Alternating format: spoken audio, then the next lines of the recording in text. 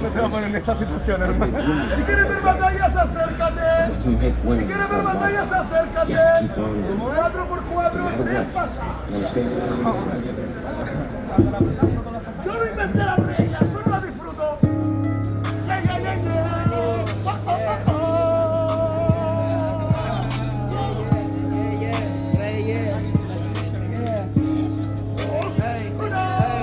4x4 no es un minuto, sigo camino, parezco Naruto. Para mí que esto es diminuto, veo diamantes, se vuelve de bruto. Yo no soy un tonto, te cambio la base también tristeando de fondo. Parece que me pego un drift en los 180, parezco Toronto. Parezco Toronto, mi negro pisteando en la calle de Coto. Se le pegan unos combos, suena algo pero de fondo. No entienden la vaina que hago, manito, por eso te incauto.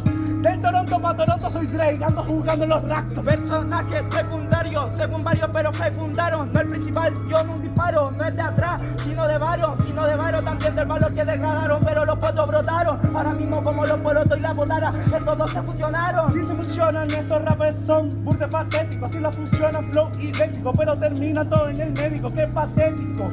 El valor que tengo es el del perico. Y si suena un disparo es que Enco tiene una Jericho. Yeah, tiene una Jericho, se le escapa de la mano. Llego al médico, no hay nada como confiar en humanos.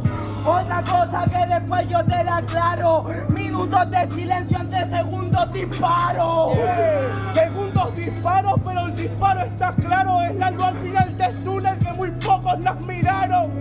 Tú confías en el humano, yo no quiero ir al hospital porque ahí matan a los sanos. ¡Tiempo! ¡No! ¡Se lo dijo! ¡Tiempo! Última de cuartos. Decisión del ilustre jurado. A la cuenta de 3, 2, 1. Se la lleva con 2 fotos crazy.